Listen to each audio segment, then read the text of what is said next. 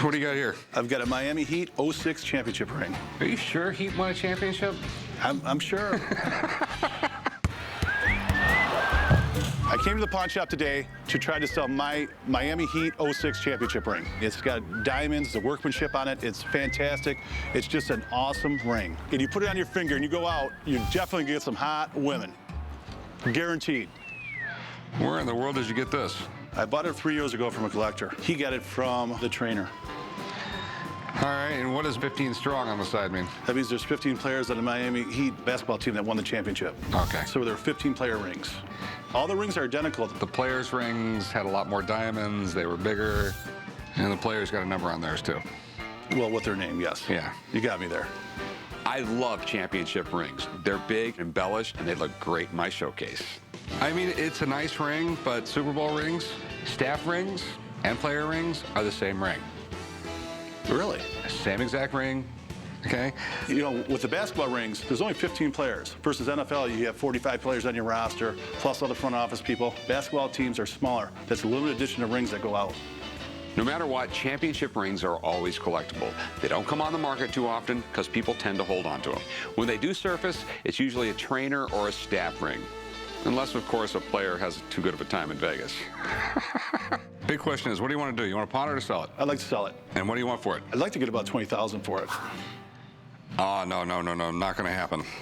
Well, what's going to happen? 20,000 player ring, maybe. Oh, a player ring would be 100,000. The problem is, it's a trainer. If the Heat made these rings like the players' rings, it would demand more money. It would. Players' rings are worth more. A star player like Shaq's, that would be worth much, much more. It's just the way it is. Yeah, I'd give you $8 grand for it. 8 grand? 8 grand. Oh, I need to get at least 14 out of it. No. And at 14, you can still make money off that. Guaranteed. Nah, I'll give you 9 grand. That's what I'll go. Cash money. 12 grand. 9 grand. I mean, 9 is what I can do. I'll tell you what, I'll make you a deal. Sell it to you for 12 grand today. If you don't sell in 6 months, I'll buy it back for 12 grand. No. No deal? No deal. 9 grand. What if we do this? What if I sell it for 9 and you split the profits with me when you sell it? No. What about 9 cash, 3 trade? No, 9 cash. That's it? 9 cash, that's it. All right, can't do it. Okay. Thanks for coming in, man. When I sell it for 20, I'm going to call you guys and let you know. Please do, man. I'd love to hear it. You could have bought it for 12, just so you know. I know. I would love to have it, but if the price isn't right, it isn't right. Okay. Well, I thank you. Take your ring with you. I have to, unfortunately. Hey, Pops, the Miami Heat guy's back. Changed my mind. I'm going to sell you the ring for 9,000. Okay. Sure, it's still in there, man. But I'll tell you what, when you sell it for probably 18, 20, just remember my face. This happens more often than you would think. I make someone an offer, they don't like it, they walk out. Then they think it over some more, and come back. You got to remember, this is a cash business, and this is Vegas. All right. 9 grand, man. It's a deal. Go write them up, son. All right, man. Thanks. I decided to sell the ring because, you know what, 9 grand could be fun to play around with in Las Vegas. So I'm going to go out and have a good time. Guaranteed.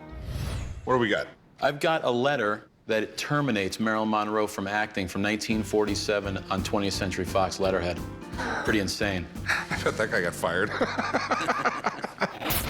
I think Marilyn Monroe got terminated because she wasn't ready. You know, she was a model. She was just getting into acting. The amount I'm looking to get today for the Marilyn Monroe letters, $30,000. I'm not going to go lower than probably $25,000. Okay, so where did you get this? I got it actually for a client of mine, and unfortunately, he passed away. So Okay. we're left with this. There's no more starlets like this. She's got like this cult-like following, you know, she's so revered. She would play the ditzy blonde, but she knew she wasn't the ditzy blonde. Okay? True. You know, to me, I mean, it just showed really good acting skills. Yeah. I mean, she had a lot of problems. I mean, she had a really, really, really rough childhood. I mean, Yeah. she was in and out of foster homes. I don't even know if she ever met her father. So she married a guy when she was 16 just to get out of the mess. Right after the war, she went to Hollywood, like a million other girls did at the time, which is amazing. She was this young and actually got a contract with 20th Century Fox. But the thing is, she ended up getting another contract a year later. Yeah, absolutely. I mean, she was terminated when she was 21. She went to this party. She ended up meeting the guy who started United Artists, which then catapulted her career to the huge movies she did. And she did do some really huge movies. Some Like It Hot is on everybody's top 20 movies of all time. I thought it was a hilarious movie. I still like it. But unfortunately, my kids won't watch a black and white movie, and they think I'm an old fart for watching black and white movies. It's history. Marilyn Monroe was first discovered when she was a brunette, and her name was Norma Jean. Most people know her as the mega sex symbol star of the 1950s. But like most Hollywood stars, there's more to the story than meets the eye. Let me see here. Miss Marilyn Monroe, please be advised that by reason of the failure of the corporation to exercise the option contained in your contract of employment, definitely written by a lawyer, yada, yada, yada. The undersigned acknowledges receipt of the foregoing notice, Marilyn Monroe. I imagine she was a little pissed when she signed it. Yeah. Okay, and I guess this says it's real? Yeah, this is a letter of authenticity, and it's authenticated by PSA. They're the #1 authentication company in the world. It's the most legit company there is, so I know it's real. Now that I know this letter is legit, I would like to have it. A lot.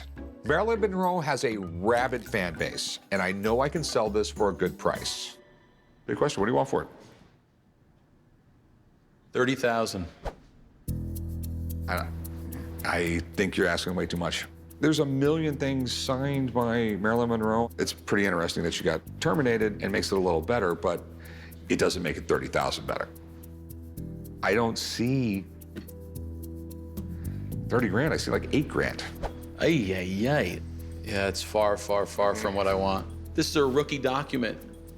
I'll tell you what, I'll give you 10 grand. The least I'm gonna take for this document is 25 grand and not a penny less. You know what? I see 11 grand here. That's what I can go. I won't go no more.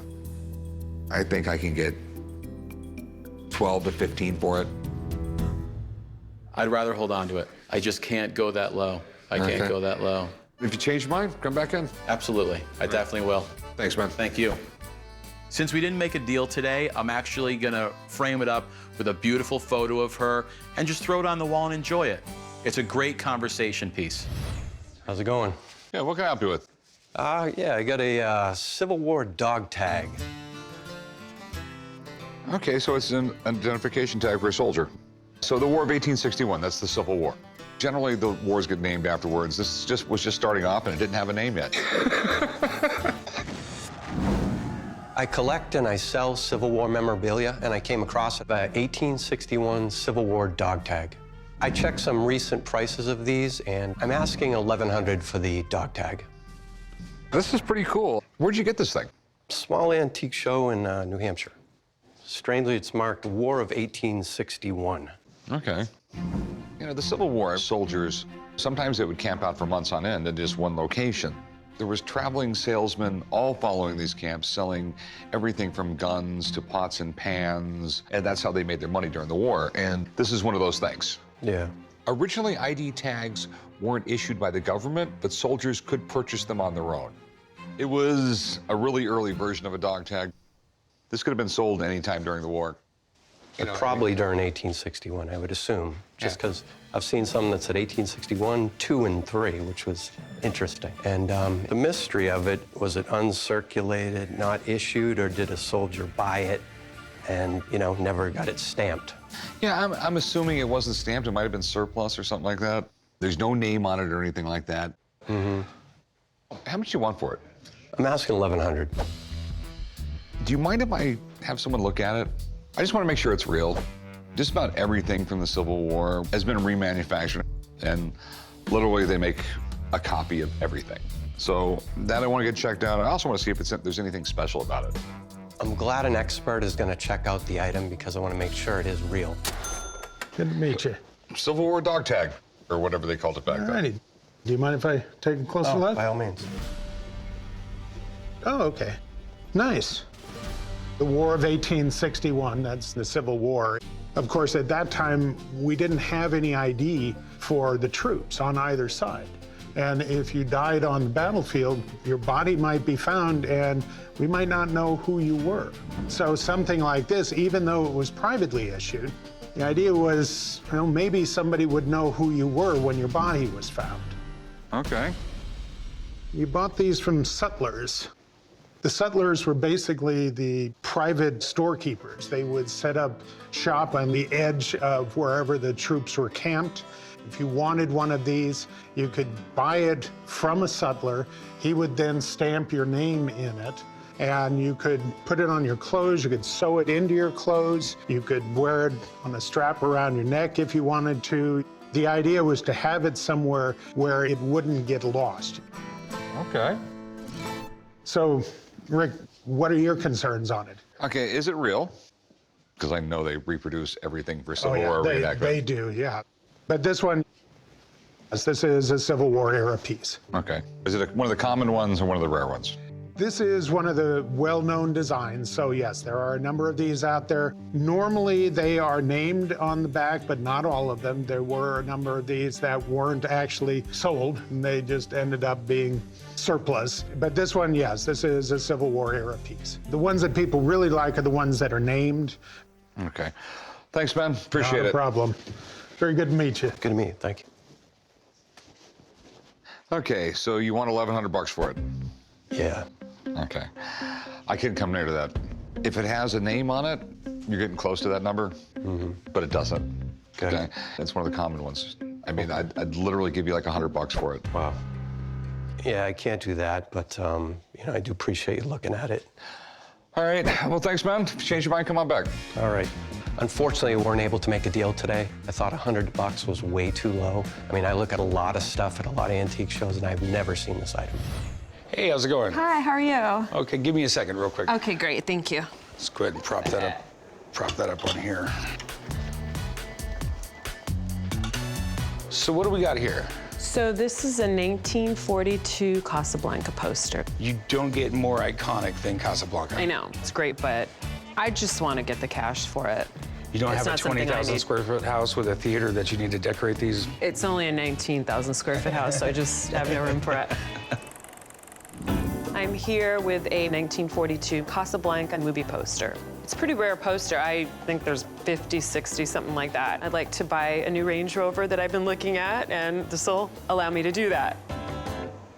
It's one of those movies that even not seeing it, I know what it's about. Right. It's definitely like golden age Hollywood, you know, Humphrey Bogart. One thing most people don't know is that the line, "Here's looking at you, kid," was actually improvised by Humphrey Bogart. And of course, everybody knows Rick's Cafe. Surrounded by the Nazis, and it was just like a little sanctuary. Right. One of the running jokes I have with my dad is he's always asked me every year for his birthday a Rick's Cafe sign. Oh, yeah.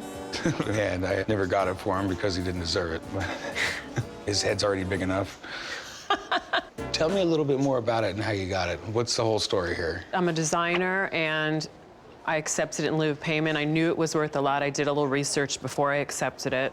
It looks like it's in great condition. It's in great condition, It's in yeah. such good condition, it makes me a little nervous, especially since these were movie posters. This wasn't something that was built to be framed and hung on a wall. This was hung in a movie theater and generally thrown away. There's almost nothing wrong with it except for, I mean, there's a couple creases, but it's 70 years old. Right.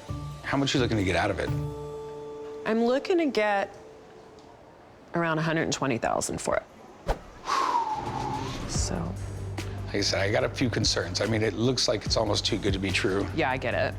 Do you mind if I have a buddy of mine come down and check it out? Yeah, no, that's fine. I mean, it's so good it almost looks like a replica to me. Right. Yeah, But- that would be fine. I'll be right back and I'll see if I can get him down here, okay? Okay, thank you. I don't think it's a fake because who I obtained it from is very reputable. That's why I took it in the first place. And I'm extremely confident it's everything that I think it is. So what have we got here? It's like the Stradivarius of movie posters. This is Casablanca. Here's looking at you, kid. This is a big deal. I mean, this is a beautiful poster. This movie is always at the top of the list of the greatest movies of all time. So this poster, if it's authentic, is going to be a very big deal. There's probably anywhere from 50 to 60 of these in the world. So it's quite rare, and it's the crown jewel in any movie poster collector's collection. I mean, everyone I've ever seen has been fake. Well, this could be fake. I mean, there are a lot of fakes out there. I mean, I get a lot of fakes in our shop all the time. So, I mean, unless we take a really close look at it, I mean, you never know. Let's find out. Let's see.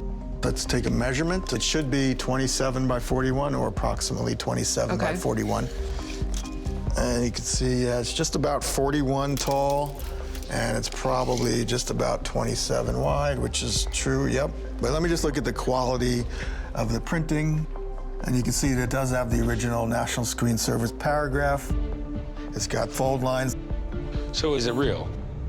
Yes, this is a real one sheet. This is an authentic poster from 1942. Absolutely. This is a fantastic poster. All right, what's it worth? Anything from Casablanca has been on fire lately. An Italian poster just sold for roughly $200,000. But if this were auctioned today, I think this would probably sell for anywhere near $100,000 and up. Great. All right, well, I appreciate it. Okay, well, good luck. You got a pretty expensive poster. Yeah, that's what I thought. Legitimately, I'd probably get 70 for it. I could probably offer you about 40. No, I can't take 40. I'm thinking closer to 100. It would have to sell for quite a bit to get that. I think maybe 60 would be as most as I can go. The expert said it was worth 100. He did, but say at $100,000, I put it in an auction and it sells for that. Right. I'm gonna have to pay $30,000 to the auction house, which leaves me at 70. You know, I can offer you 60. I gotta make at least 10 grand on it. All right, well, I appreciate your time. I think I'm just gonna keep it. All right, well, I'm here if you change your mind. All right, thanks. Thank you. I think I'm just gonna hold on to it, roll the dice, and see what I can do at auction myself, either now or a few years from now. Hey, how's it going? Great. What do we have here? I have a Clementine Hunter painting from 1959. Okay, I might be able to paint this.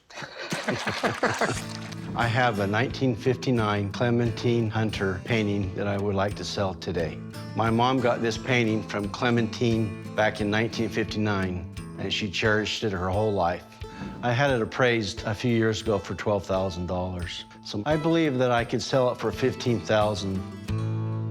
This is pretty cool. Clementine Hunter, she was from Louisiana. When she passed away in the 80s, I think she was over 100 years old. She painted well over 5,000 paintings in her lifetime, maybe even 10,000. She started selling paintings in the 1940s. She was never formally trained or anything like that. And she started doing this folk art. People started falling in love with it. She would literally take 50 cents for a painting. And she was the first Black person to ever have an art gallery opening in Louisiana. So she broke down a lot of barriers and became really famous. Her stuff's in the Smithsonian, it's in other museums. As a matter of fact, Jimmy Carter invited her to the White House when he was president. She didn't go, though, because she refused to travel outside of Louisiana. So tell me, where'd you get it? Back in the summer of 1959, my mom heard about this lady that painted out of her shack. So my mom went over there, and she met her and bought this painting for $8. You're saying your mom bought this directly from her? Right. That is neat. Now, do you have any of the original paperwork or anything? Did she get a receipt? No. What do you want for it? I'd like $15,000 today. Okay. Some of them go for a lot of money if you have really good documentation on it. Now, I do know one thing about her art, it's faked a lot. As a matter of fact, when she was in her 90s, there were some people right down the road from her that would paint paintings, and they would drive over to her house with the paintings and have her stand with the paintings and take pictures of them so they could sell them as an original of hers. So let me call my art guy in, he'll look at it, and we'll just start going from there. All right. Okay? Give me a few minutes. Okay, thank you. So this is it. Clementine Hunter. I worked in New Orleans for many, many years, so I've seen quite a few. Clementine is a classical American folk artist born as a field laborer. She lived on the Melrose plantation, and the lady who owned it was real into art. So she would have different artists come and do kind of like residencies. So Clementine started painting with the discarded brushes and the discarded paints of the artists that came to the plantation.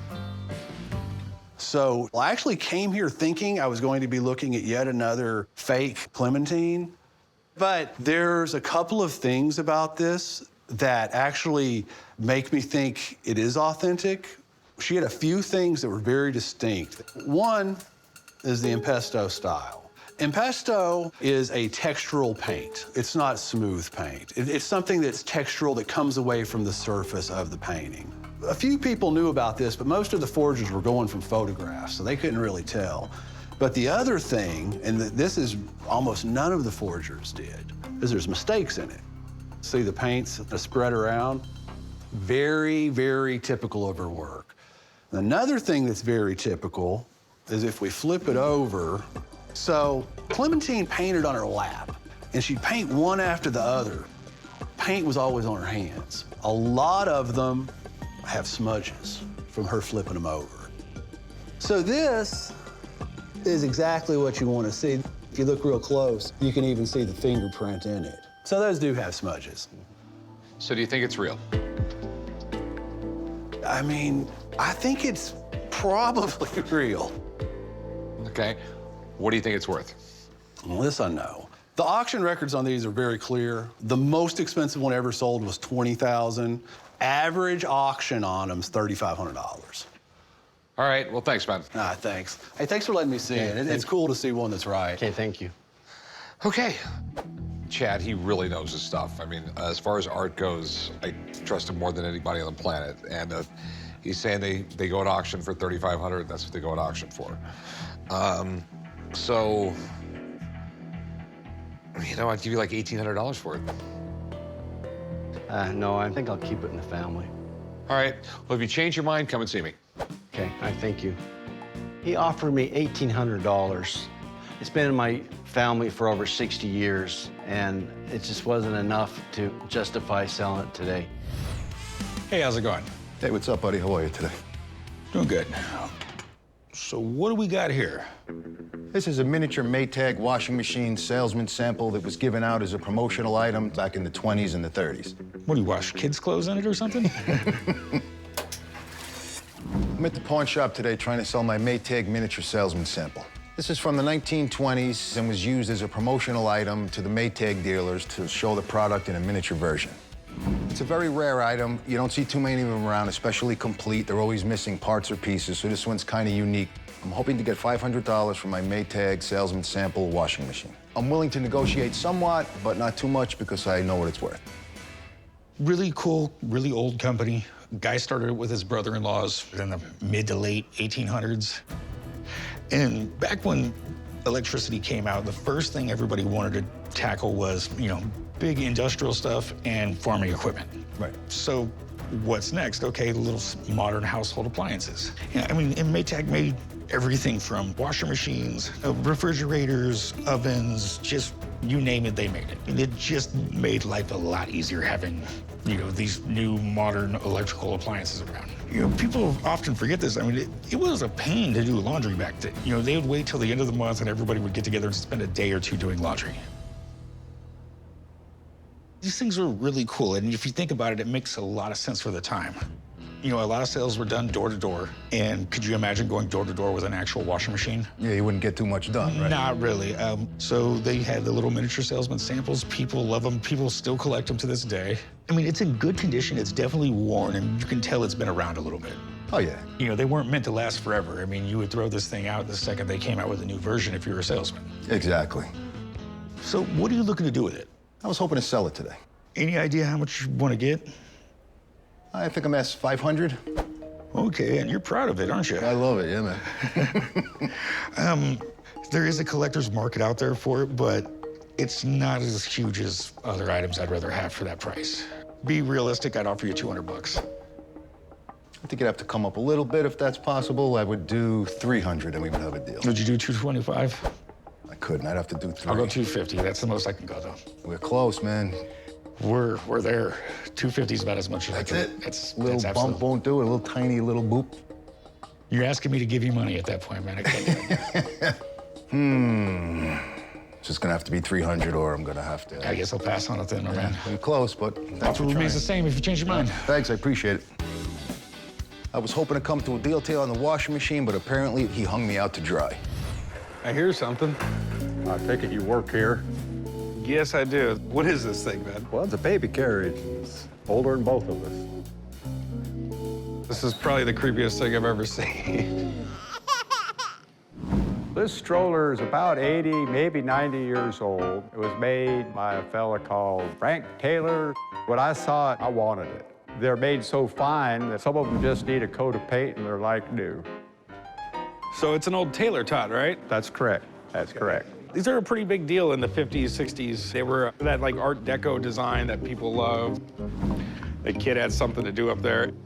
They were around from 1920 to the 1970s. Some of them even had like little laundry hampers and you could store diapers under them, stuff like that. This doesn't look like a typical functioning baby stroller. Yeah, that's probably why they went out of business.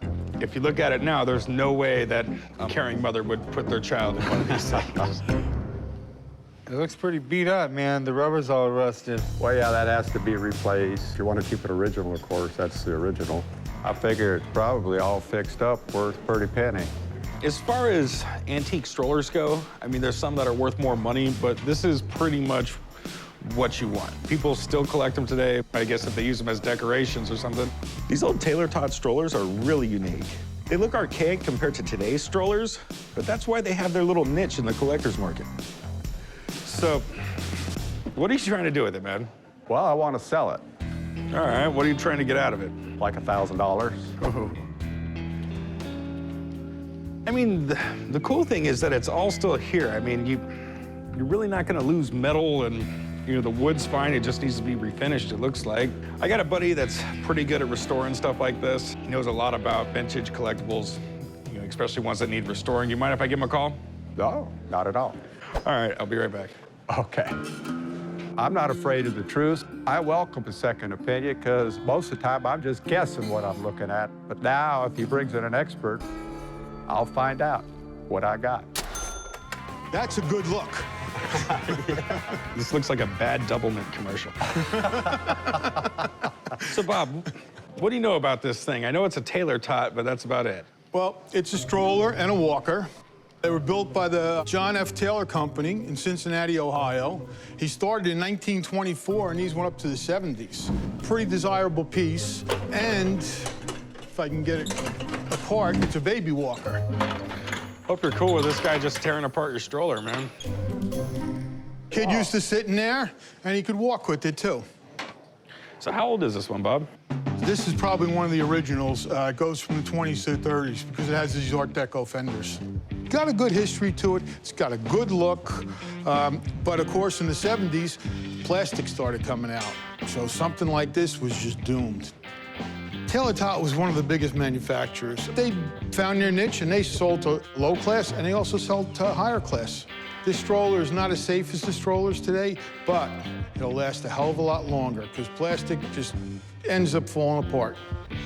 What are we talking to restore something like this? There's two ways you can go. One back to original, probably be about $640 or so. Or what people do nowadays, they hot rod them up. So, restored and everything, man, what are these things worth? All right, if we do it back to original, you're talking about $1,400. At hot rod shows and stuff like that, you know, people really get hyped up on them. They can go up to $1,800, $1,900. What's it worth as it sits? As is, probably $1.50 to $2.50, you know, on the retail market. They're pretty common. There's a lot of them out there. You got to realize that.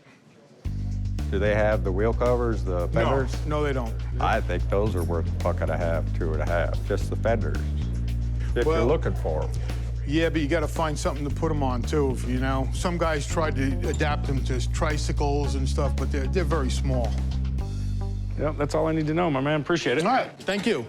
Take care, chum. Keep that beard. That's cool looking. If Corey picked this up and tried to sell it after it's restored, I think he'd do quite well. But if you put it out in the right market and people who know quality, that'll sell right away. Well, you can get almost $2,000 for it fixed up. It's if I want to spend the time and money fixing it up, man. What am I going to do? Go rent a booth at a hot rod show and try to sell it? I'll tell you what, buddy. I'll give you $100 for it if you want it. Oh, no. I can't let it go for that. Give me $800. I'm not going to go any higher than $100, my man. It's up to you, but it's going to be an adventure trying to sell this thing no matter what I do to it. Nah, I think I'll hold on to it. Well, if you ever change your mind, man, I appreciate it. Thank you. Okay, thank you. Well, the fella knew enough about strollers, but I don't think he's in touch with the prices nowadays. Hell, I can't go to a movie with my girlfriend for under $100 if she wants popcorn and whatnot.